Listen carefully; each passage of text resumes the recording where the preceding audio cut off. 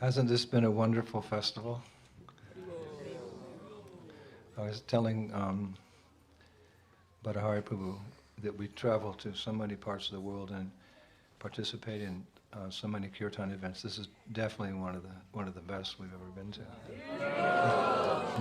It's kind of like spontaneous, it's like,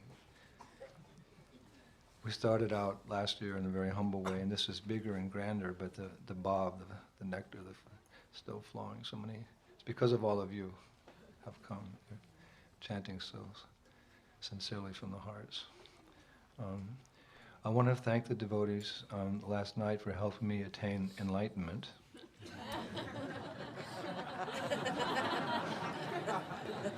I still don't know how I reached that light shade there. That is really high. And when I came down, I remember my backside just barely touched the ground.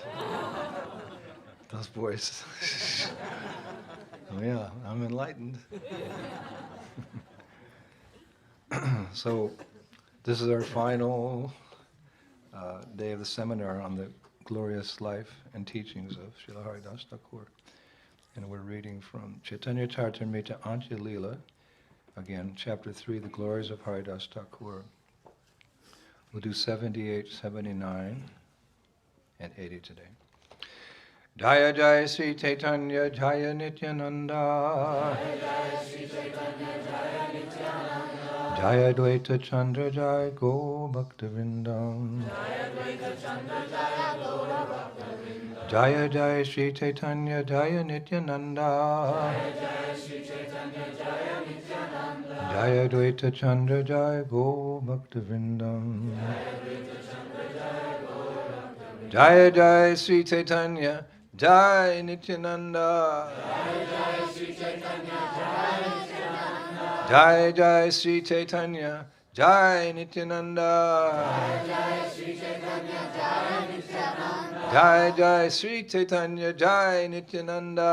Jai Jai Sri Chaitanya Jai Nityananda. Jai Dvaita Chandra Jai Gaur Bhaktivindam. Jai Dvaita Chandra Jai Gaur Bhaktivindam. Haridasa bhale tamara yavat martyastiti tavat stavara jaggama sarva jivajati. Haridas said, "My Lord, as long as you are situated within the material world, you will send to the spiritual sky all the developed moving and non-moving living entities in different species. Hari Bol. Then you will awaken the living entities who are not yet developed and engage them in activities. Se jiva habe ihan stavara dhangama tate bharibe brahmananda yena purva shama." My Lord, in this way all moving and non-moving entities will come into existence and the entire universe will be filled as it was previously. Purport. While we are preaching, opposing elements sometimes argue. If all living entities were delivered by the Krishna conscious movement, what would happen then? The universe would be devoid of living entities. In answer to this, we may say that in a prison there are many prisoners, but if one thinks that the prison would be empty if all the prisoners adopted good behavior, he is incorrect. Even if all the prisoners within a jail are freed, other criminals will fill it again. A prison will never be vacant, for there are many prospective criminals who will fill the prison cells, even if the present criminals are freed by government. As confirmed in Bhagavad Gita, Karanam gunasangasya sad asad yoni janmashu. Because of the living entity's association with material nature, he meets with good and evil amongst various species. There are many unmanifested living entities covered by the mode of ignorance who will gradually come to the mode of passion. Most of them will become criminals because of their fruitive activities and again fill the prisons. Translations again. Haridas said, "My Lord, as long as you are situated within the material world, you will send to the spiritual sky all the developed moving and non-moving living entities in different species. Then again, you will awaken the living entities who are not yet developed and engage them in activities. In this way, all moving and non-moving living entities will come into existence, and the entire universe will be filled as it was previously. Om Agyan Timidandasya Ganangina Shalakaya Chaksurmiritam Dena Tasmai Sigadve Namaha Sri Chaitanya Manobhistam Stapitam Dena Buddhani Swayam Bhupakadam Jai Shri Krishna Chaitanya Prabhu Nityananda Sri Advaita Gadadhara Shivasari Gaura Bhaktivinoda Hare Krishna Krishna Krishna Hare Hare Hare Rama Rama Rama. So today we conclude our seminar on Namacharya Srila Haridas Thakur.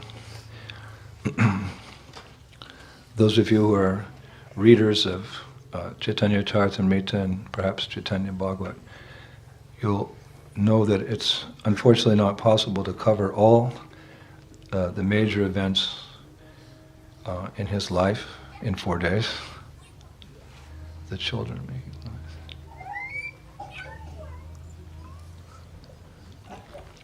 And even if we did, there are certainly many, many more of his pastimes that we could glorify. The glories of a pure devotee are actually unlimited. For all that's been said about the glorious life of the Son of God, Lord Jesus Christ, in the Bible, in John 21:25, it is said about Jesus, and there are many other things which Jesus did, which if they were written in detail, I suppose that even the world itself would not contain the books that could be written about him. But we do have time today to hear and savor 2 last pastimes, and no doubt all of you have heard them before, but as you know about Krishna conscious subject matters being on the transcendental platform, they're eternally relishable. The sages of Naimisharanya, when Sutta Goswami was about to speak about the eternal pastimes of the Lord, they said, Vayam tu na vitripyama, uttam shloka vikuname, yachtrinvatam rasagyanam, svadu svadu pade pade. That's the line everyone remembers.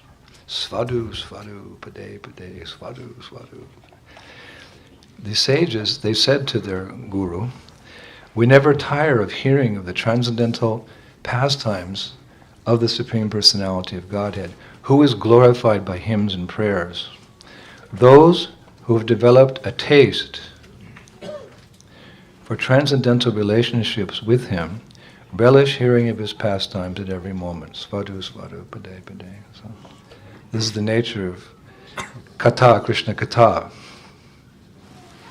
If you attend many Bhagavatam classes throughout the years, then you'll come across the same verses again and again, and some of the same points, and every speaker has their style, a little different analogy, a favorite story, but it's the same, but it's ever fresh. Svadu, svadu, pade, pade. So we're going to discuss a couple of pastimes of Haridas Thakur, but it will be fresh. Unfortunately, or ultimately, fortunately, we're going to be discussing the persecution that Haridas Thakur had to undergo. It's a central theme, as we've been mentioning the last few days, at the hands of the Muslim rulers. It's painful to hear, but here we must, because there's many relevant instructions that will deepen our faith, our shraddha in Krishna consciousness, and our strength and our conviction to share our good fortune with others. In this way, Haridas Thakur was acharya. He teaches by example, and fortunately, Srila Haridas Thakur and all our acharyas, and our own spiritual master, Srila Prabhupada, have taught us how to act in every aspect of life. Everything's covered by their lifetimes. From conception to departure.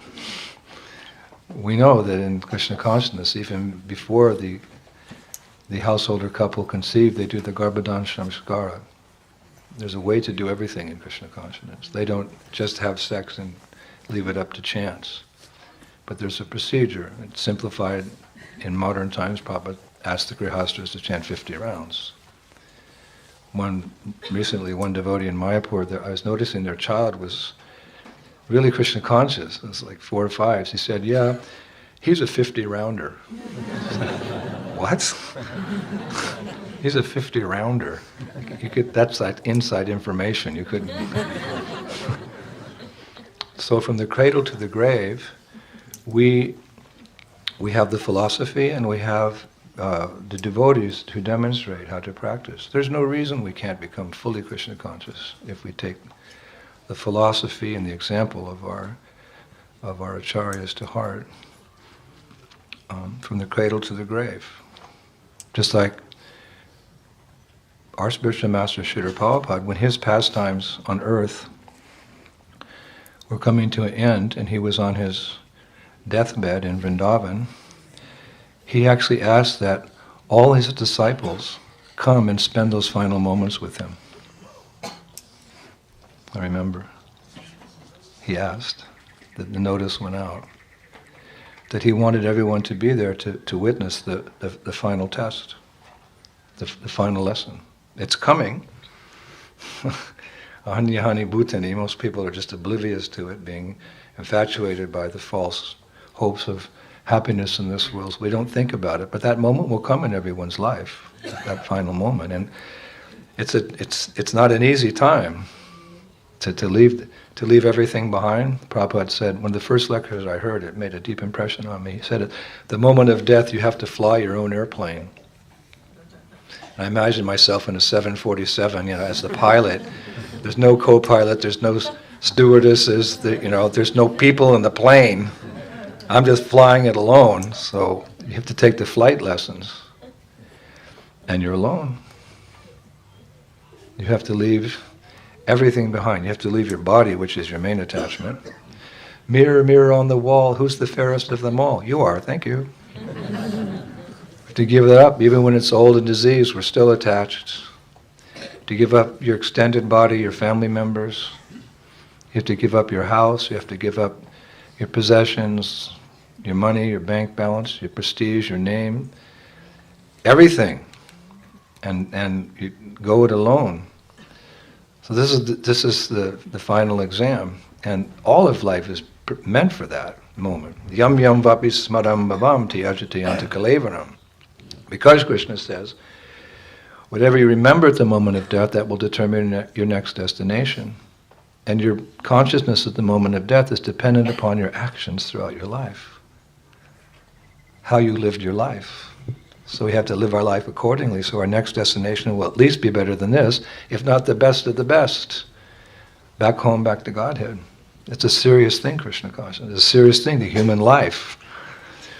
So Prabhupada, he was very kind. He allowed us to enter into that world of that domain, that moment when he was leaving his body. Usually people prefer, it's a whole science actually, palliative care. And they say that at the moment of death, the person who's leaving just wants to be with the close family members, those they trust and they love and they want to hold on to, and no, I don't want to go. You're just surrounded by the few, like that. But in Krishna consciousness, we understand that, we're part of Krishna's family. So Prabhupada, which is a very large family, and the devoted members, Prabhupada wanted all his disciples to come. Of course, it was not practically possible that everybody comes, so when Yadubara Prabhu, ISKCON's preeminent filmmaker, humbly asked Srila Prabhupada if he could film his final moments, and actually the moment when he departed, Prabhupada gave his consent. He agreed. because he was teaching the final lesson. How to leave this world in full Krishna consciousness. Ante kale chamam eva shmara muktva kalevaram. Prayati sa madbhavam yati nas yatra samshaya. And whoever, at the end of his life, quits his body remembering me alone, at once attains my nature. Of this there is no doubt. So that's a famous verse. But how to do it? You know, you read the little child's looking at the page. Huh? But the teacher takes her hand and writes A, B, C. I remember when I was young in school. I was a little slow. The teacher like this. A, B, C. So there's the Shastra, and we look at it like, I don't get it. So then the Guru takes your hand. A, B, C. Oh, now I understand. He shows how to do. That's called show and tell. You remember in school? You show and tell. No, these are my glasses. I got them yesterday. I put them on backwards. So we need show and tell. We learn. There's some persons who are very intelligent. Krishna says one who reads this Gita worships thee by his intelligence. But for most people, we're not grasped by intelligence. We need show and tell. So this is how to take birth, how to live your life, and the art of dying. It's all explained by Bhagavat and person Bhagavat, by Bhagavatam and by he who demonstrates the Bhagavatam.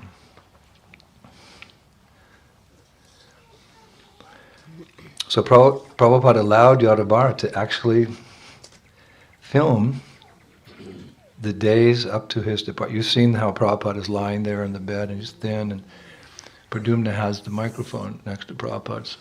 And he was just whispering, so Brahma said that in this life we... Prabhupada was just whispering, fulfilling the order of his spiritual master to his last dying breath. This is the cycle. He got the order to spread Krishna consciousness in the English-speaking language, and he took that order to heart. The order of his spiritual master was his life and soul. We're meant to make the words of the spiritual master one with our heart. And in our line, we're a missionary movement. So up to the end, Prabhupada showed the example. His last dying breath, there's the final purports in the 10th canto. Of course, I've never watched that video, and I never will, because it's too painful. There's a samurai warrior code. If someone asks out of curiosity how the samurai warrior died in battle, the samurai warrior's friend will reply, "Don't ask me how he died, ask me how he lived." Because you can never really prepare your death. There's no way you can prepare your death. You can prepare for death, but it's generally kind of an embarrassing thing. You're in a hospital bed in adult diapers and you're unconscious, or you're in a car accident and your body's smeared all over the pavement, or you have malaria, you die in a fever in a tourist location somewhere in Ethiopia. It's just crazy how it's not always that you'll be surrounded by devotees, so you may not even be able to remember Krishna at the moment of death.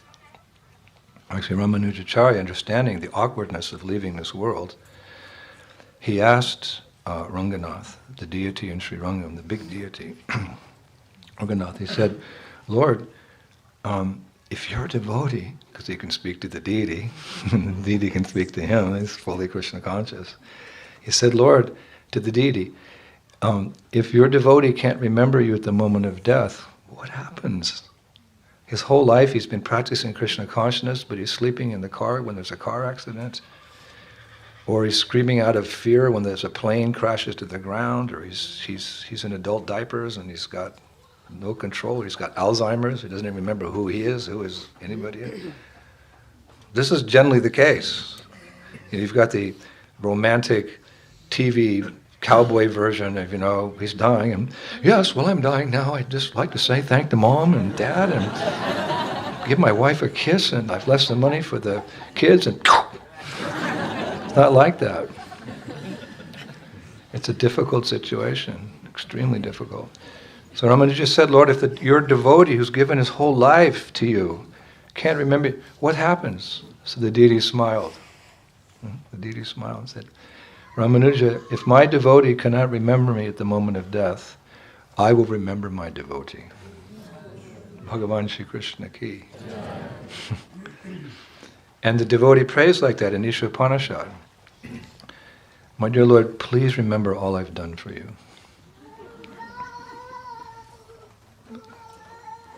Please remember all I've done for you. So the samurai says, don't ask me how he died. Ask me how he lived. So Prabhupada taught us at that moment the art of dying. So by studying the life and teachings of Haridas Thakur, we learn to deal with other challenges. We don't want to get stuck on the moment of death. It's just a moment in our sojourn. It's just getting another assignment for the preacher. It's just, you instead of, here you're working at Govardhan, then you go down to Sydney. Or you go to Perth. Or maybe they send you overseas to Indonesia. Ramai Swami will send you to Indonesia. Whoa, I have to go, goodbye. So what is death for a devotee? It's just another assignment. Here or there in Golok, it's just another assignment. So, but there's many challenges up until that point as well. What do they say? Life is tough and then you die. Yeah, okay. So there's many challenges we have to meet in life, and devotees like Haridas Thakur, they teach us. So here's a situation where he's being challenged in his preaching. So what does that have to do with us? Well, we're preachers. According to our capacity, we're all preachers. And we have to, sometimes face opposition. You don't get much opposition in Moolamba, but maybe in the future you will. We're free to preach. We're discussing this, touching on this yesterday. We're free to preach everywhere in the world, but the day may come when the world order is an upheaval. There's a saying that every 50 years there's a major war. Well, we're kind of beyond that now, but history repeats itself. It may be that one day that the war and the drought and the famine that we all see on CNN and BBC and Australian news, it may not just be in the Middle East or Ethiopia, it may be in New Zealand, it may be in America, Western countries as well. We mentioned the other day that sinful activity has become the norm. What was considered immoral, when I was a young boy, it's just like it's just the norm now. And especially a cow slaughter, abortion. So the reaction will come. I'm not meant to give a fire and brimstone lecture here. You better surrender. But it's just math. It's mathematics. As you sow, so shall you reap. We're okay. But there's 7 billion people on this planet that aren't okay. And in the Bible, here we go, fire and brimstone, in Timothy 5:24, from my catechism classes, actually I wasn't a Catholic, I was. The sins of some are obvious, reaching the place of judgment ahead of them. The sins of others trail behind them. The sins of others trail behind them. Anyway, what do you say down here? No one else says it but you guys. What goes around comes around. That's an Aussie. So we had to be prepared to deal with the hardships, not necessarily our own, because at the moment of initiation we get a clean slate. A little bit is left, a little karma is left, just so we don't become complacent. Like, wake up. Oh, you get a little sick, there's an accident. Oh, I better get serious now. I thought the Guru took all my karma. Yeah, most of it, left a little bit just so you're not complacent. Jiva go. But we have to deal with others. That's our responsibility. We are concerned about others. As we said yesterday, we're already liberated as long as we stick to the path. But what about all those, Prahlad was saying, I don't want to go to the Himalayas. I want to live in the city. I want to live in Sydney and Perth and New York. Because I'm concerned about all these poor people rotting in material existence. So we have to be able to deal with those hardships. And Haridas Thakur is teaching us. If we get persecuted, what you do. There's hardships and we have to be there. One of them is persecuted. One is just look how people are suffering, so what are we going to do about it? Sit up here on the hill? No. You do what you did here. During Cyclone Debbie, such a sweet name, Debbie, to a vicious cyclone. I should call it some Cyclone Putana or something, Trinivarta. But what did you do? You did the right thing. When the cyclone was there, you had to clean up your mess, but you were sensitive because you're good devotees and you've imbibed this mood of Srila Prabhupada in our previous chart. You went into the region here and you distributed prasadam to the people. How do I know? Because I was in Mawulamba and I was hearing people say, well, the Hare Krishnas, they distributed food when people were in need after the cyclone. One lady had tears in her eyes. She said, one young Hare Krishna girl waded through the flood waters to come to our house to bring us hot food. She had tears in her eyes. You're up here on the hill, they don't know what the heck you're doing up here. They come out of curiosity, a little food, and they run away. But when they're in need, you did the right thing. You went out there and you distributed several thousand plates of prasadam. They will not forget. I saw it on their faces. I saw it in their eyes. They're so grateful to you. So we know how to react. All glories to all the new Govardhan Vasis.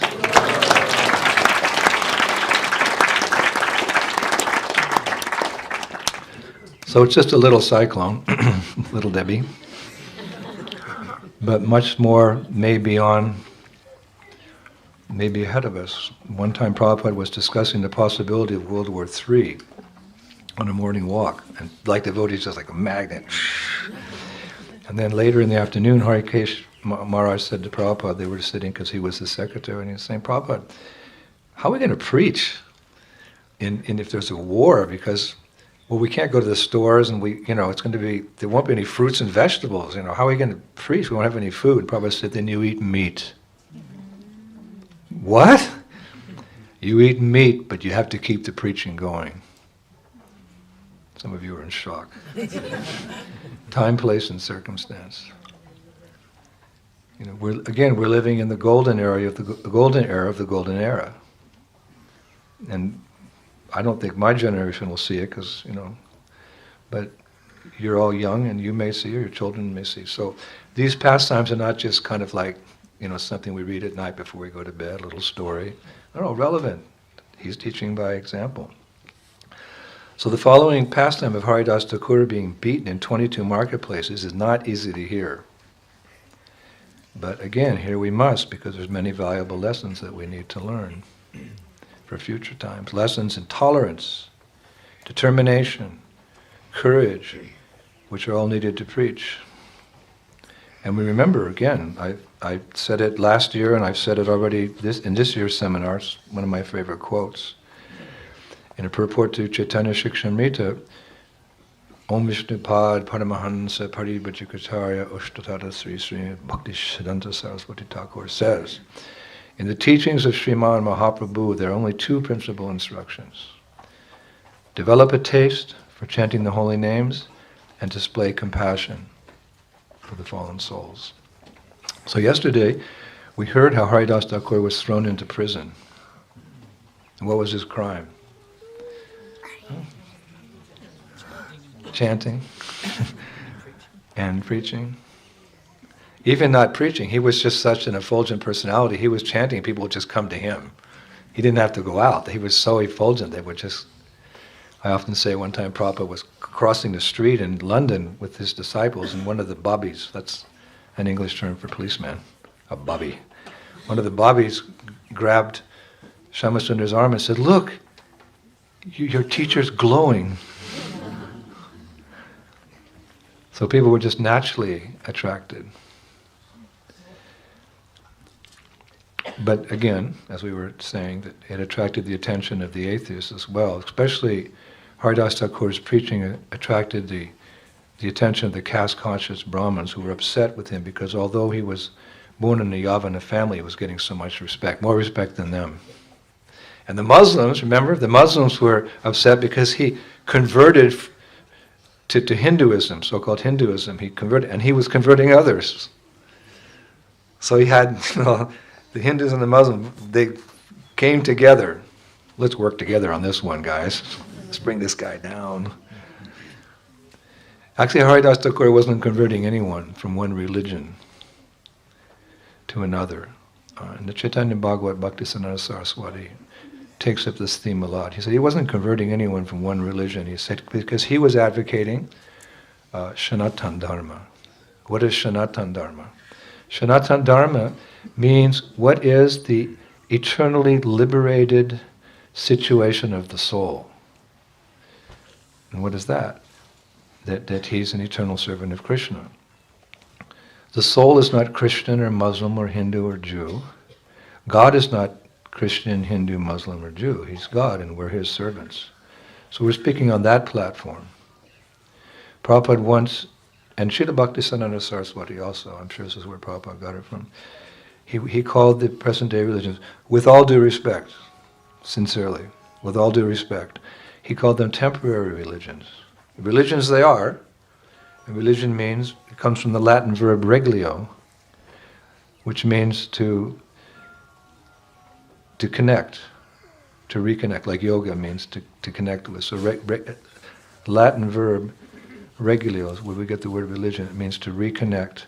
So the present day religions are all for connecting with God again, and they're doing a great job. But Sanatana Dharma is beyond that.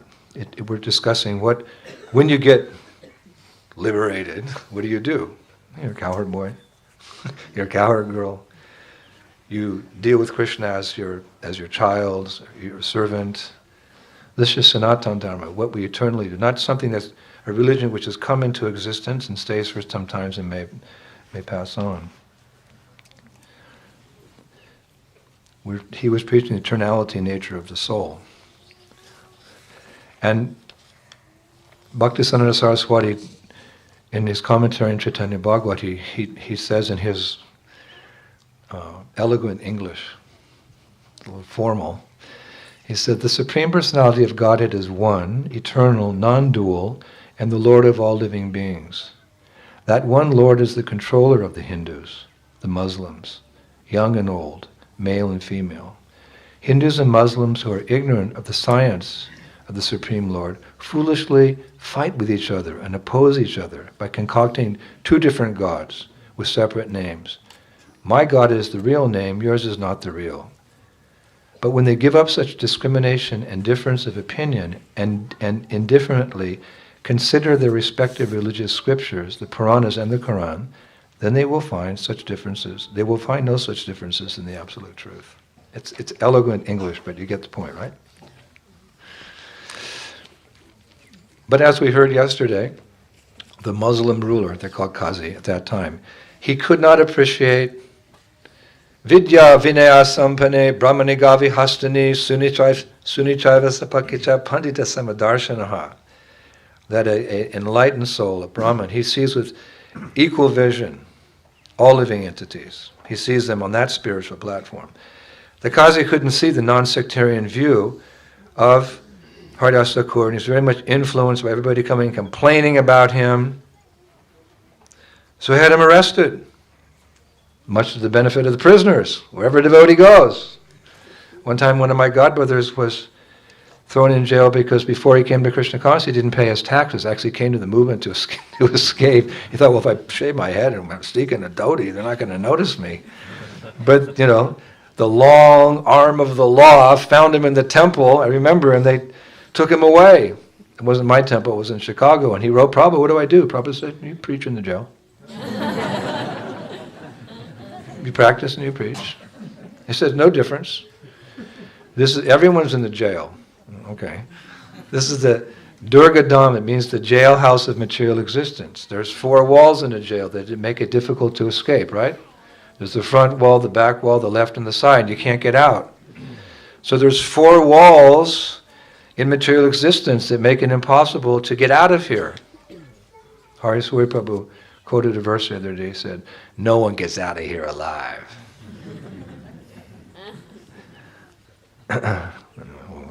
And it's true. There's birth, there's disease, there's old age and death. Try to climb the wall and overcome birth. Try to climb the wall and overcome disease. try to climb the wall and overcome old age. Believe me, it doesn't work. You can put lots of nice skin cream on your face and eat the fruits and the veggies your whole life, dye your hair. You still look 76, I'm sorry. Except Mondakini. Mother Mondakini, my favorite female Bhagavatam speaker. I attended her class the other day. Wonderful class. She's turning 78. Are you here, Mondakini? She's turning 78. And I tell you, you look like you're 56. Now you tell any of these girls you look like 56, oh! You tell a 78-year-old woman. But we can't escape old age, and who's ever escaped death? Nobody. So, yes, Haridas Thakur, when he went to the prison, then the prisoners were fortunate because he preached, and my godbrother, I don't know, I hope he's still not there, but Prabhupada said, you can preach. Everyone's in the prison. We should all think we're in a prison and want to get out. You think the prisoners are like, they may have a TV, they may have, computer games, they may have that. Do you think they're happy there? They're always thinking, when am I going to get out of here? So we should be like that. We shouldn't be complacent. We get all the modern amenities of life and we become a little bit illusioned and we think, yeah, it's okay, it's all right. No, we should always be aware of the temporary and flickering nature of material life and keep at the forefront of our mind our real business, back home, back to Godhead. So he was thrown in prison, and the court, they made their decision, along with the Qazi, the Muslim ruler, and they were going to pass sentence on him. And you know the sentence, being whipped in 22 marketplaces. Usually, when a prisoner was whipped, he only lasted like about a half a market, or 1 market, or maybe 2. So just to show how much they hated Haridas Thakur, they hated him. They hated a Vaishnava. Oh my God, what is your destination? You hate a Vaishnava. 22 marketplaces. They knew he wouldn't do that. Sometimes they give people, when they commit a crime, they give them 55 life sentences. What does it mean? It doesn't mean anything. No one's going to live out one life sentence, but just to show how cruel that person was. They give him that type. You have 56 life sentences. All right. So 22 marketplaces. But just before the Qazi stood up to announce and pass sentence on Haridas Thakur, one of his ministers took a little compassion on the sadhu. The nature of sadhus is they soften our heart by their association. They don't make our heart like material. When you associate with materialistic people, you become hard-hearted. When you associate with sadhus, it doesn't matter who you are, your heart becomes softened, imperceptibly, little bit. That's why we need to train our Gurukul children to become sadhus and sadhvis and give their association to the whole world, to soften the heart of the world. So one of the ministers, he stood up and he said, the children, mummies, he said to Haridas Thakur, "Oh brother," he said, "Oh brother, just recite the traditional confession from the Quran." There's a confession in the Quran. If you've done something wrong, there's some words you say from the Quran. Just recite the traditional confession from the Quran that you regret your actions. You regret your foolish singing of the Hindu names for Allah. Do that, and you'll have nothing to worry about. Otherwise, the Qazi and his men will punish you, and you'll have to recite the Quran anyway. And there's Haridas Thakur, the Qazi is about to sentence him to death, and his ministers giving him a way out. What did Haridas Thakur do? He stood there defiantly. He was tall and handsome. I keep saying that because everywhere I read, he's handsome. And he stands out all these ugly, meanie demons. They're all dark and gloomy and sinful and whatever. They don't even smell good. Haridas Thakur, he stood there defiantly, replied, "One cannot do anything other than what the Supreme Lord desires." What? Then he turned and he looked directly into the eyes of the Kazi and he said, "Know for certain that the Lord awards the results of one's offenses, dear sir. Even if my body is cut into pieces and I give up my life, I will never stop chanting the holy names of the Lord, Hare Krishna, Krishna Krishna, Hare Hare. So remember Raghava Pandit, the disciple of Bhaktisiddhanta Saraswati Thakur, whom I quoted the other day. It's okay to quote, because just like I quote, Haridas Swami, or I may quote Niranjan Swami, or I may quote Bibi Govinda Maharaj, or I'll quote somebody because they're Bhakta disciples of the Bhakta Godbrothers. It's good to quote, okay to quote. So we don't know of these personalities, but Srila Bhaktisiddhanta Saraswati had 50,000 disciples, and many of them were very devoted to him, and very good disciples. They've gone to Golok. So this particular Raghava got the name Pandit because he was a scholar, and he wrote, and Prabhupada actually he said, in our ISKCON movement, the sannyasis should write. They should write their understanding, the elucidation of the scripture, and their personal realizations to share. This is fine. So Raghava Pandit wrote a book called The Divine Name in the 1930s. So he comments in his writings, he says that, in this book he says that, when Haridas Thakur spoke like that, like the Kazi went, and he said, the words of Haridas Thakur were like piercing shafts released from a powerful bow. Everyone was in shock. Because usually you think, oh, okay, I'll say something to the Quran, I'm really sorry. Chant Hare Krishna. I'll never stop. If you cut my body, I'll never stop chanting. So Raghava Pandit, he further writes, what a brilliant example of firm determination and a noble idea of extraordinary willpower for every aspirant marching towards God realization.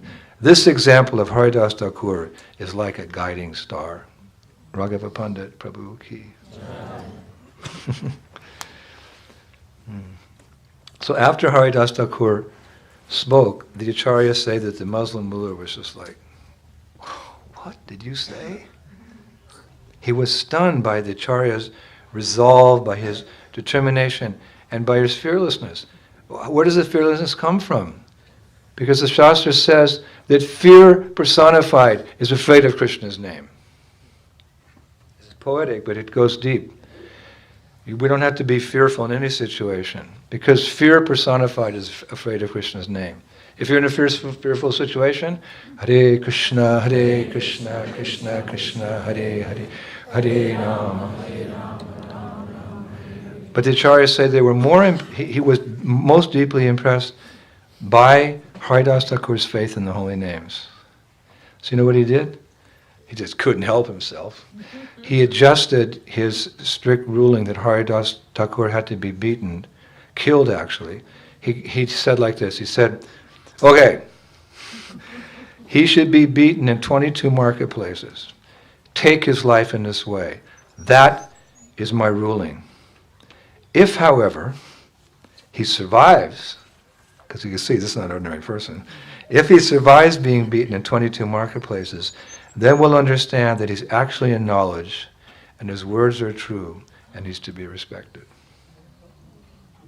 He slightly adjusted, because why? Because standing in the presence of a pure devotee, you can't help but be affected by his purity. Many of my godbrothers and godsisters will tell you what it was like to be in Prabhupada's association. It's just otherworldly. Even though we were hippies and thissies and thatties, we could still perceive that Prabhupada was special.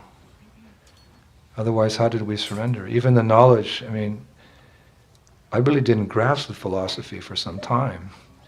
But it's just being in Prabhupada's presence, as self-effulgent acharya, was otherworldly. And although materialistic people are covered by tamas and rajas, the pure devotees are so powerful, they can touch the hearts of the most materialistic persons, even demons. Is there Shastric reference for that? Yes, there is. In the Sad Goswami Ashtakam, it is said about the 6 Goswamis, Dira Dira Jana Priyo Priya Karo Nirmatsuro Pujito. I offer my respectful obeisances unto the 6 Goswamis, namely Sri Rupa Goswami, Srila Sanatana Goswami, Sri Raghunath Bhatta Goswami, Sri Raghunath Das Goswami, Sri Jiva Goswami, and Sri Gopal Bhatt Goswami, who are always engaged in chanting the holy name of Krishna and dancing. They are just like the ocean of love of God. And as such, they are popular both with the gentle and the ruffians. Ruffians, hoodlums, bad guys, dacoits, criminals, don't know what you call them here. Because they are not envious of anyone. Whatever they do, they are all pleasing to everyone, and they are fully blessed by Lord Chaitanya. Thus they are engaged in missionary activities meant to deliver all the conditioned souls in the material universe. So there's many important things in this verse, but my point is here they're popular both with the gentle and with the ruffians. How do you become popular? Because the devotee is not envious. He doesn't approach anyone to take anything. He only approaches to give. In this material world, there's all this competition for sense gratification. Like you throw some seeds in the ground, all the birds come. They're fighting. This is the material world. We do it in a polite way, in a civil society, but we're all fighting for sense gratification. There's hardly enough to go around, so there's wars. So you find someone who walks in and says, "What do you want?" "Nothing." "I just want to give to you." "You want to give? You give me money?" "No, I'm not going to give you money. I'm going to give you freedom from birth, disease, old age, and death." "Really?" "Yep." Well, I'm not really interested. And take it anyway. Like sometimes Prabhupada would say, "Here's Krishna, take him." I heard him say one time in Rome. He said, "Here's Krishna. This is our movement. He's so hard to attain, Krishna. For great yogis, jnanis, mystics, even devotees. How?" And he said, "Lord Chaitanya is so kind. Here's Krishna, take him." And Prabhupada said, his father told him, the Lord is a universal form. Purusha Shakti has so many arms, so many hands, thousands, millions. He said, "What can your 2 little hands take, Abai? He's giving you so much mercy. So grab it while you can." So this is a devotee. We don't need to take anything. We're happy. We're happy. We don't have many material needs. We've been trained to know that we don't need so much material facility. We need. The needs are a little different. Brahmacharis and grihasthas, their needs are different, and you live accordingly. Prabhupada said we don't have to solve the problems of life in nasty conditions like cats and dogs. We can live comfortably in this world, but not more. And it's not hard to arrange it's not such a struggle to arrange the basic needs, and you find time to preach. You find time to go out and preach the divine command. So when you go, we're not asking anything. We're only asking you, "Sir, please hear this message of Krishna consciousness." And because, again, there's a little element of truthfulness. Cleanliness, truthfulness, mercy, and austerity are decreasing day by day in the age of Kali. But Prabhupada said somehow or other there's a little bit of truthfulness left. That when you speak the truth, people get it. Not everybody, but there's enough people that if you spend time preaching through the internet or through your example or through your family or through your business or whatever, you're going to touch some souls, and that's going to really please Srila Prabhupada and Lord Chaitanya Mahaprabhu. So the Kazi was somehow, he's like, who is this person? Just like Pontius Pilate. Pontius Pilate was the ruler at that time in the Middle East and the Israeli area. And when they brought Jesus before him, he looked at him and he's supposed to sentence him. He said, "Who are you that you speak like this? And that you have so many followers who have totally dedicated their lives to you. I know these are my people. I know what they do. I know who they are. They're not just in following rules and regulations, they're just following God, country before God. They follow me. Now they're following you. You're a simple man born in a village in Bethlehem. Who are you that you've attracted so many souls to a spiritual path? I don't know if you're more dangerous, dead or alive. He didn't know if he should have him crucified, because he knew that if he was crucified, he would become a martyr. What's a martyr? A martyr means that someone who sacrifices their life for God, and then he's such an inspiration that he's even more powerful after he's dead. His followers just like really follow him then. That's a martyr. So Pontius Pilate, he could say, I don't know if you're more dangerous. Who are you? So even the hearts of the most hardened criminals, you can also meet them on the street and they'll take a book. They're in the way, they meet you, like, they look at you. Like I always say, I've said many times, when you're doing book distribution, they don't buy the book, they buy you. They see something in your eyes. The eyes are the light of the soul. The soul's buried deep within the inner recesses of the chambers of the aorta of the heart. You can't see it, but and it's effulgent. Prabhupada told us one time in Paris, he said, the soul is more effulgent than 10,000 suns rising simultaneously. You can see, no, covered. But you can see the light of the soul through the eyes. So when devotees preach like that, people can, something happens. This is the miracle of Krishna consciousness. So as Pontius Pilate saw that in Jesus Christ, so the Muslim ruler, the Qazi, saw that in Haridas Thakur. So he left open the possibility he might survive. It's so wonderful to change people's hearts. Prabhupada called that the real welfare. People who are pious, they want to do welfare and help others, give food, give medicine, give clothing, but it's all temporary. The real welfare work is distributing knowledge. That's the real welfare work.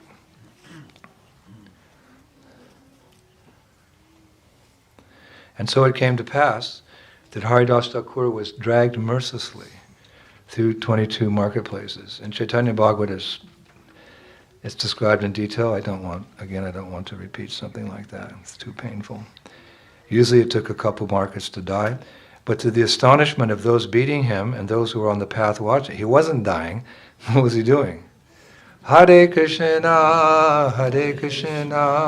Krishna Krishna, Hare Hare, Hare Rama, Rama Rama.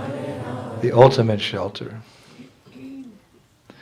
And it's explained in Chaitanya Bhagavad that as a result he felt no pain. Bhaktisiddhanta Saraswati explains, just as Hiranyakashipu tortured his Mahabhagavata son, Prahlad Maharaj, in various ways, the sinful Muslims began to torture Haridas Thakur in various ways. But like Prahlad Maharaj, he did not feel any pain. The quality of tolerance like that is natural for a Mahabhagavata. They are so busy and constantly serving the Supreme Lord that incidents of the external world cannot give them any anxiety. That is why Lord Gaurasundar has stated in his Shikshastakam that only one who is more tolerant than a tree is able to glorify the topics of Krishna, not others.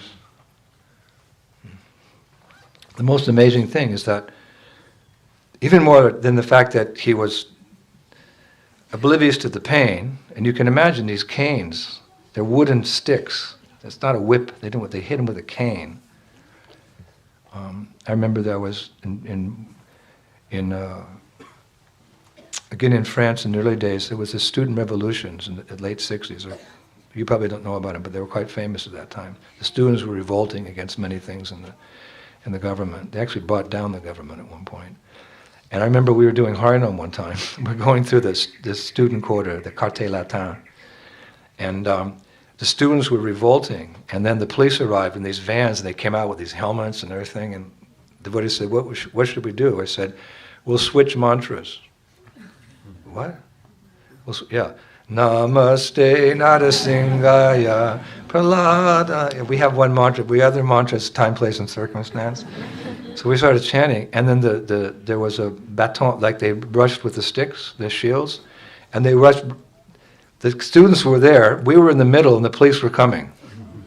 I was thinking, oh my God, what's going to happen now? But the police knew us. We're the silly Hare Krishnas with the ponytails who give out the sweets, and when they arrested us, we just laughed in the jail and didn't, So they went past us, and they beat those kids to pulps. I remember the next day, the kids came out, they were complaining about police brutality, and all the boys had their shirts off, and there was huge welt marks. Oh, they were like horrible. With the baton, they were like rubber, like some boys had big lumps on their head. Girls also. But the boys were bare-chested, and they had these huge welts all over. So this is what they did to her. How much of that can you take? You're beating like that. So they're beating Haridas Thakur like this, beating him, beating him, beating him. And he's singing Hare Krishna. So he's not feeling the pain. But the most amazing thing is that while he was being beaten, the acharyas say he was praying for the deliverance of the beaters. Now how deep is that?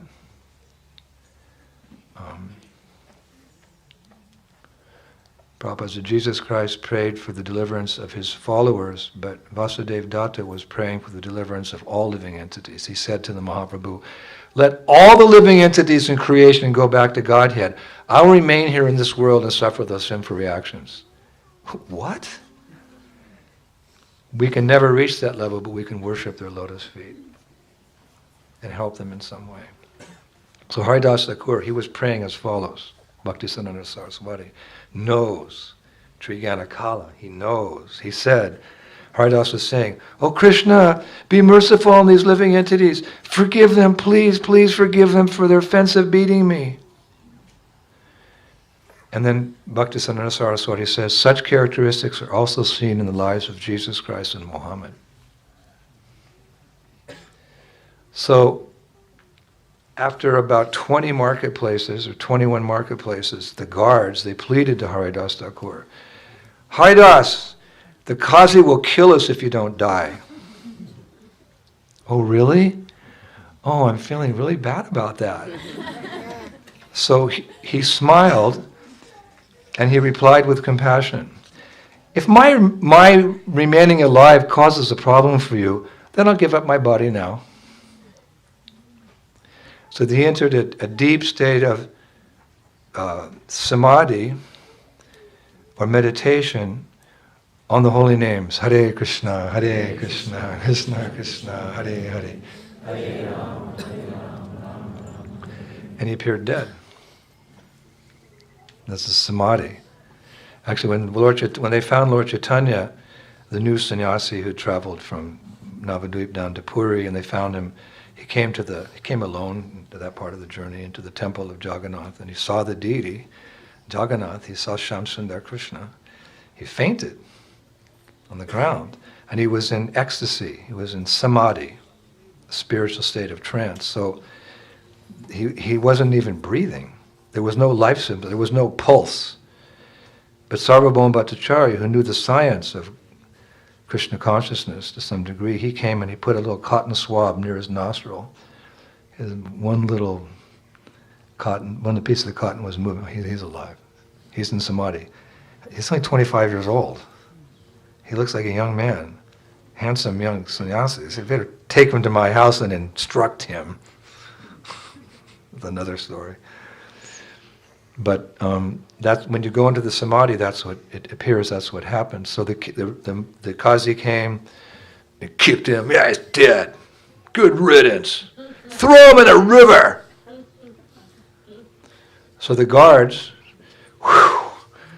they're not throwing us in the river. They're throwing him in the river. So they also give him a good kick. Good riddance. And they attempted to pick him up. But at that moment, Haridas Thakur's body became erect, like this, and immovable, with a smile on his face. They couldn't handle the smile. It's adding injury to insults. He's in samadhi. So the king called for many men to come. 5, 10, 50, 100, they tied ropes, 200, 300. They got horses. They couldn't move his body. Why? Because Lord Vishwambar, Lord Krishna, the Lord of the universe, had entered his body. So he was very heavy. You can't move God. How dear is Haridas Thakur to the Supreme Lord that he entered his body and protected him from being defiled. They wanted to just rip him apart and throw him in the river. Protecting his devotee. Rake Krishna Mare Ke, Mare Krishna Rake Ke. If Krishna wants to kill you, no one can save you. If Krishna save you, no one can kill you. So, but after some time, the acharyas say Krishna, he allowed them, because most of them just left. So, it was like, oh, this is too hard. A couple were left, and Kazi was just sitting there totally devastated. He's got to get rid of his body. Who is this guy? So after a while, they were able to throw him into the Ganges, and he floated down the river in trance. Eventually his body reached the shore. He woke up, he stood up, started walking back into town. Not walking, dancing. Hare Krishna, Krishna Krishna, Hare Hare, Hare Rama. And he was chanting. How did he chant? Remember, 100,000 rounds softly, 100,000 rounds for the devotees chanting with him, and 100,000 rounds at the top of his lungs. And he had loud voice. He had a wonderful character, handsome, loud voice. So they heard the chanting of Haridas Thakur from a distance from the town. So all the people came like, what? I thought he was dead. He's not dead. And the Hindus and the Muslims were dancing together in joy. Just see how this movement elevates. Right? When the boat rises, when the water rises, all the boats rise to the same level. So in the presence of a pure devotee, everyone's consciousness becomes elevated to some degree. Even if they just read in the newspaper. The Hare Krishnas. Oh, Martha, the Hare Krishnas are in town. Ah, you said it. You said Hare Krishna, Nambas. Doesn't matter. So they all came, and it's described, the Muslims, and they greeted him, this great saint. And hearing of the miracle that Haridas Thakur not only survived, but was chanting and dancing in ecstasy, and had no marks on his body. There were no welts. Why? Because we don't have time now, it's just too short. We need a month to begin to touch on his glories, but later it was revealed that Chaitanya Mahaprabhu took the beating. He revealed how he turned his back when Haridas met him, and the welts were on his back. This is the real meaning of good Lord, the good Lord. So they saw, this is a miracle. There's nothing on his. So the Muslim ruler came and he did the Hindu thing. He paid obeisances. And he stood up and he said the following: Haridas, now I know for certain that you are a powerful saint, for you are firmly convinced that the Supreme Lord is one. All the so-called yogis and gyanis, I've heard them speaking big words. But I can see you, Haridas, have attained perfection through chanting Sri Krishna's holy name. Sir, he addressed him, Sir, I have personally come to meet you. Therefore, please forgive all my offenses. You are equal to everyone, both friend and enemy. But there is no one in the three worlds who can understand you. Therefore, you are free to go wherever you wish. Please stay in my region. Live on a cave in the bank of the Ganges and continue chanting the name of your God.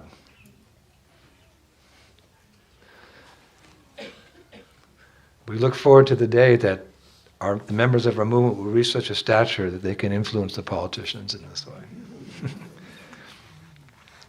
Haridas said, sure, I forgive you. Can you imagine? You've been beaten. This ability to forgive and forget is a deep quality. And it's described, therefore, the Muslim ruler received no sin.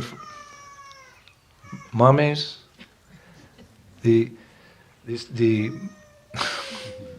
where's your mom? Dad? Any other ladies? Help. Therefore, the Muslim ruler received no sinful reaction. But those who had canvassed against Haridasa, who'd gone out of their way, like, the Smarta Brahmanas and the Muslims who had gone and complained, they wouldn't come and see him. They showed no remorse.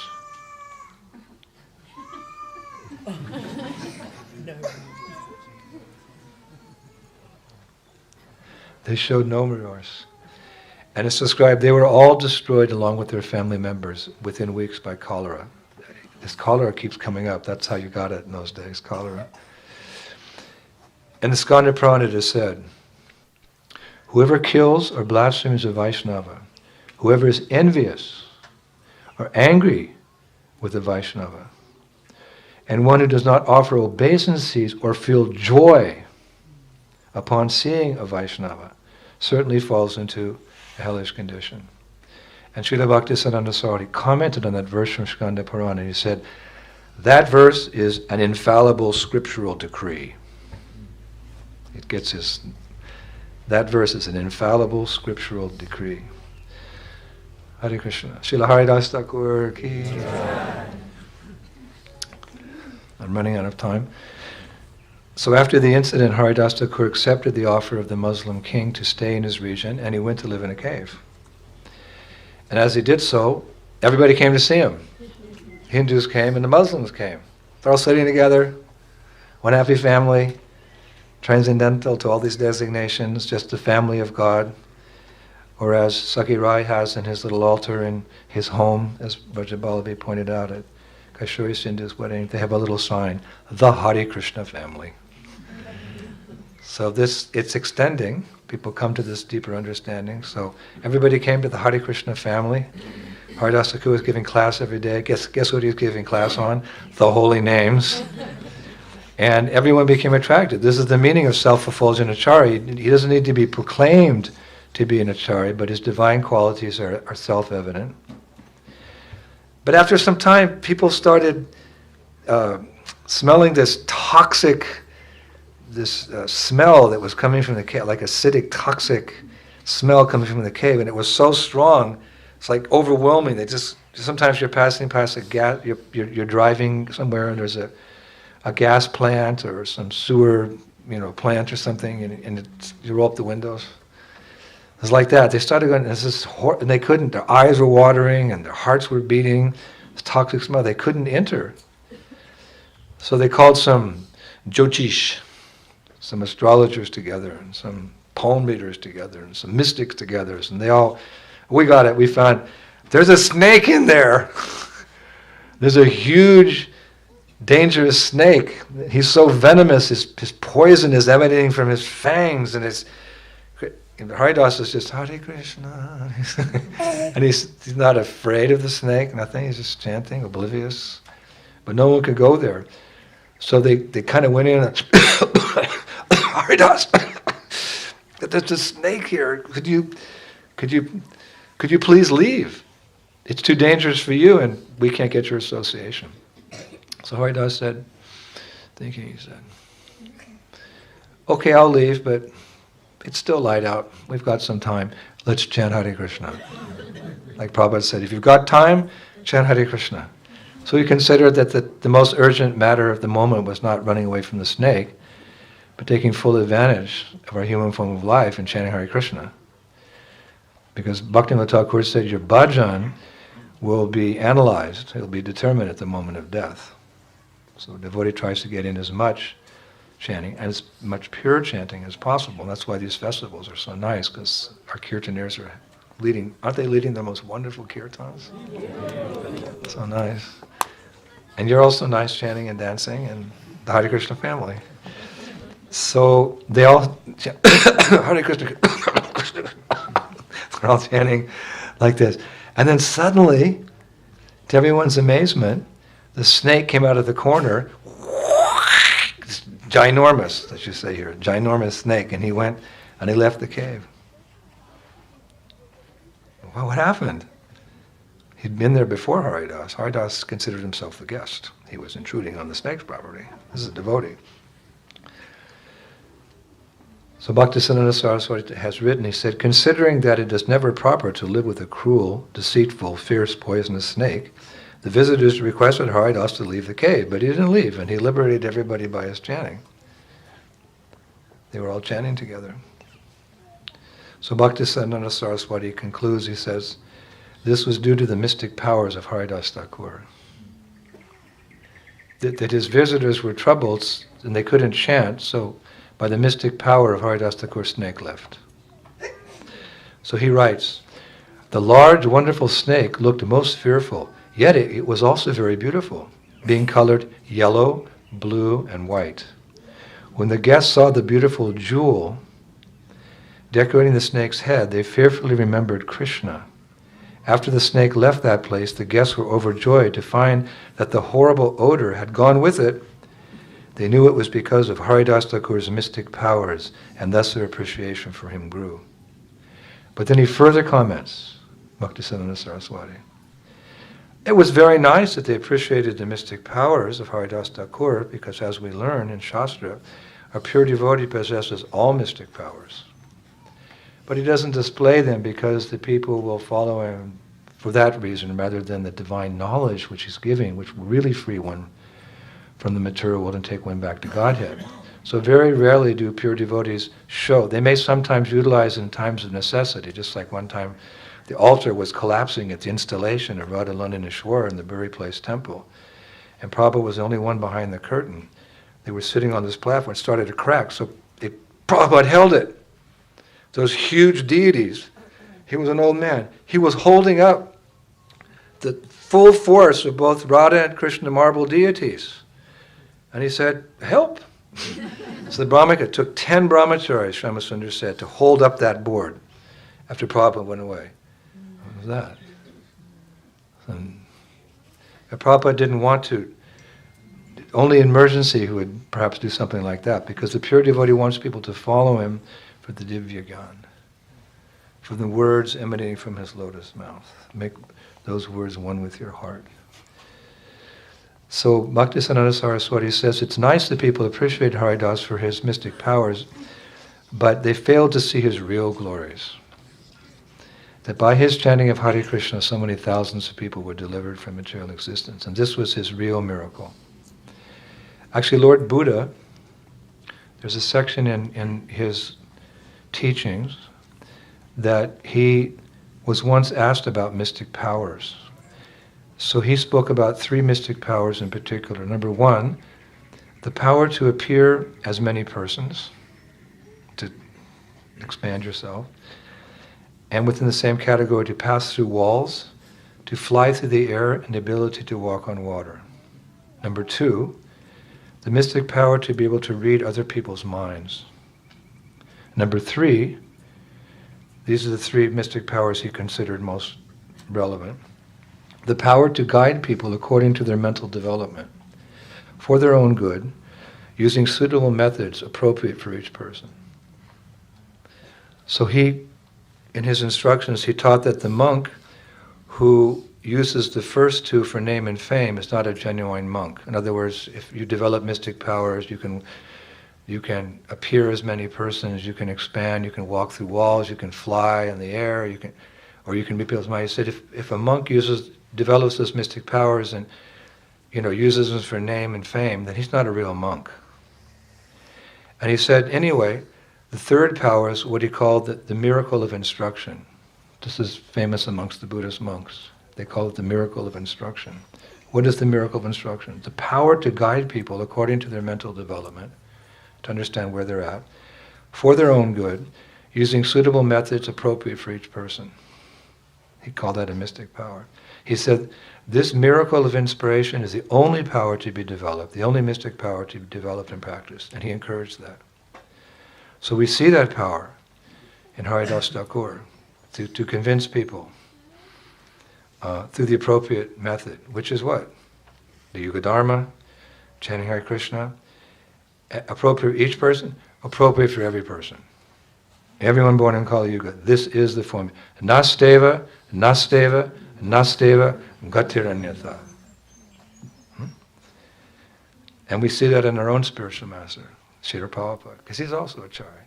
Acharya for the International Society for Krishna Consciousness. Prabhupada had the power the same way. It's a modern day pastime. History repeats itself. We're so fortunate. The pastimes of Sri Chaitanya Mahaprabhu are continuing in full force through this International Society for Krishna Consciousness. Prabhupada, it's said, there's that, I don't know where it came from, he turned hippies into happies. Right? Okay, it's been done, we think of it. Usually when things happen, you kind of take it for granted, but believe me, it was not easy to turn hippies into happies. There's a romantic idea. The flower children. If you're coming to San Francisco, be sure to wear some flowers in your hair. I remember when it came out. I was there. Mainly, I'm sorry to say, we're into sense gratification. When a reporter asked Srila Prabhupada what was a hippie, Prabhupada smiled, he deferred, he said, you tell me. But he was able to turn thousands of them into devotees. He did give us some credit.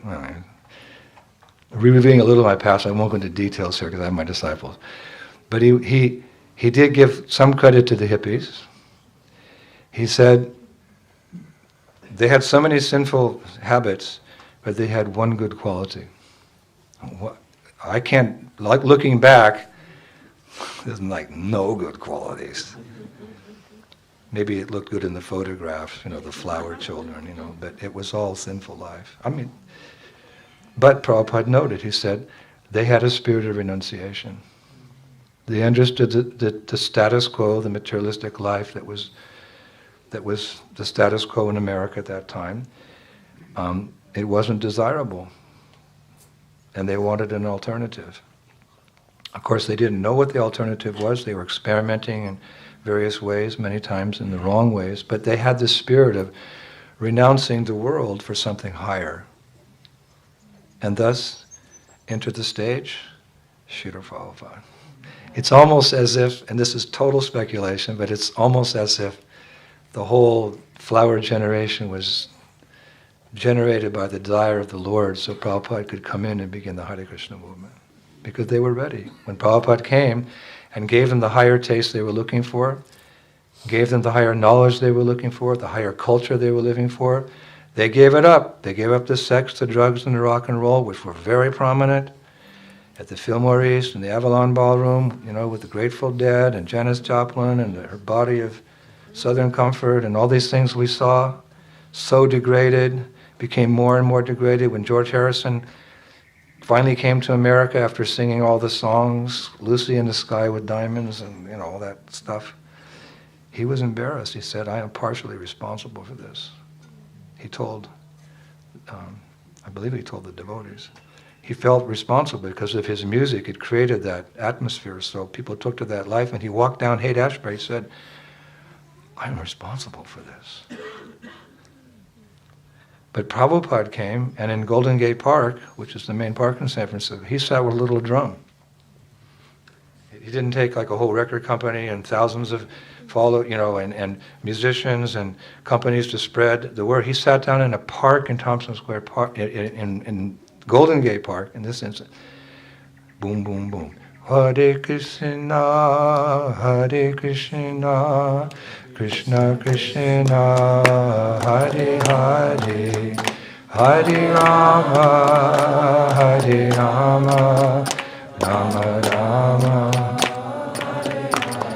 And the words from the lips of a pure devotee, from his heart, his compassion, to see all these souls get Krishna's mercy, it created a spiritual revolution. East Coast, West Coast, then it went to London, then it went to Germany, then it went to Australia, and now it's in China, and it's in Russia. Who is Srila Prabhupada? They couldn't understand who was Haridas Thakur. Who could understand? This was his miracle. One time a magician came to the traveling magician came to the Krishna Balaram Mandir in the beginning, and the school had just started, the Gurukul, and he was invited to come to the school to entertain the kids. So someone, I think Prabhupada's secretary, said, there's a magician, do you want to go see? Okay. No, Prabhupada All right. Went and saw the magician do the magic show for the children. And at one point the magician came and used Prabhupada as one of the props. It wasn't really correct etiquette, but you put the coin here and you pull it out the other ear. It doesn't really happen like that. It's a sleight of hand, but he used Prabhupada like that. And was tolerant, always ready to give some instructions. So then afterwards Prabhupada said to him, "So you're a very good magician." "Thank you, sir. You can do so many tricks. You can make so many things disappear." Yes, I am. He said, "But can you make birth, disease, and old age and death disappear?" "No, I can, so I'm a better magician than you." Prabhupada can because he's presenting Krishna's instructions. So both these acharyas, Namacharya, Srila Haridas Thakur, Srila Prabhupada, they're most dear to us, taking us on board, teaching us an example how to chant like them and how to preach like them. So we've been discussing them for 4 days now, and despite, because of my neophyte nature, I feel that I've fallen short in glorifying Namacharya Srila Haridas Thakur properly. So I'd like to conclude the seminar with a beautiful glorification from the pen, from the words, from the heart of Bhaktivinoda Thakur. They always say in any event you should try to end on a high note. So rather than my meager realizations, I would like to conclude the seminar with the words of the great Bhaktivinoda Thakur, Acharya. Bhaktivinoda Thakur glorifies Haridas Thakur in the following ways, and he includes the pastime that we didn't have time for and was hard to speak on as well, the departure of Haridas Thakur. It's very eloquent English, like his son Bhaktisiddhanta Saraswati Thakur. They were speaking many times to try to impress and attract the English-speaking people of that time, the Britishers who were in the country. The same mood of equality, trying to enlighten everyone, and certainly if the British took the message, it would go around the world, and this is why later on Bhaktisiddhanta Saraswati sent his sannyasis to London.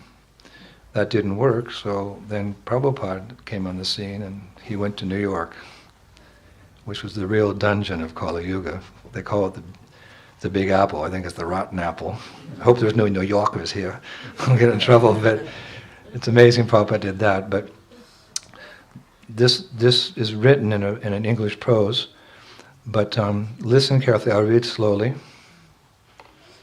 and then we'll finish with Haridas Thakur's essence of all instructions. Okay.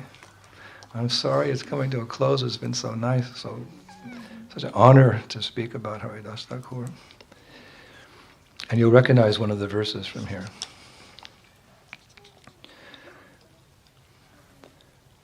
He calls it Asara Grahi Vaishnava, speaking of Haridas. O born of Muslim parents, Haridas, and trained in youth in Muslim creed, thy noble heart to Vaishnav truth did pass, thy holy acts, thy candor plead. Is there a soul that cannot learn from thee, that man must give up sect for God? That thoughts of race and sect can ne'er agree with what they call religion broad.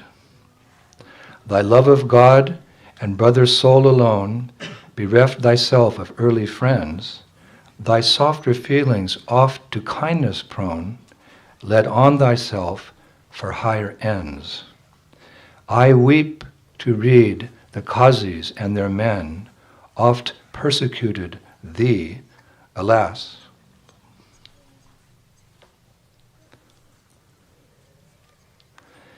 But thou didst nobly pray for thy wicked then, for thou wert Vaishnav, Haridas. And God is boundless grace to thee, O man, united thee to one who came to save the fallen souls from evil's plan of taking human souls to shame. And he it was who led you all that came for life eternally, holy, pure, and gave you rest in heaven's enduring name and sacred blessings ever sure. Thy body rests upon the sacred sands of Swagadar near the sea. O hundreds come to see thee from distant lands to enjoy a holy, thrilling glee. The waters roar, and storming winds assail thy ears in vain, ah, Vaishnava soul. The charms of Vrindavan thy heart regale, unknown the wheel of time doth roll. He reasons ill who says that Vaishnavas die, when thou art living still and sound. The Vaishnavas dies to live, and while living try to spread holy life around. Now let the candid man that seeks to live follow thy ways on shores of time. Then prosperity sure to him will give, like one song in simple rhyme. Shri Namacharya Srila Haridas Thakur ki, Srila Bhaktivinoda Thakur ki, Srila Prabhupada ki. And for one final time in this seminar, but hopefully throughout your lives, I've instructed my disciples actually to say this prayer. Later today we're going to give a little card to the disciples that you can take home.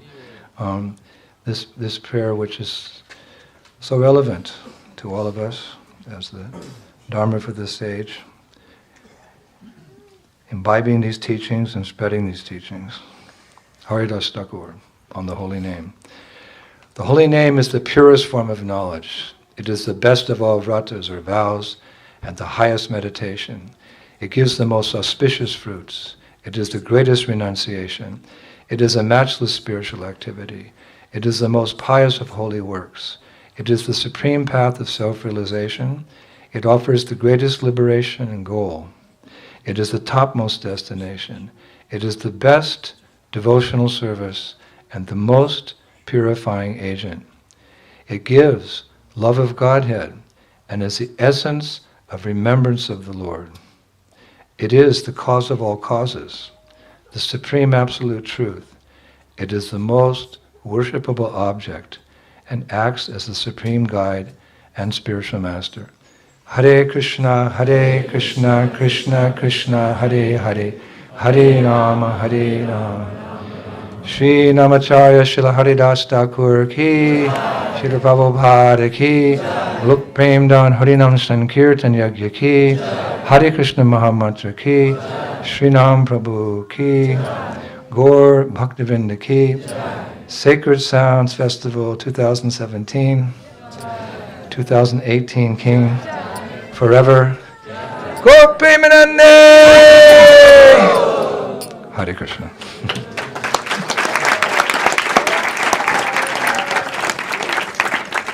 His Holiness Indradyumna Swami Srila Gurudeva ki. So if we can all very, very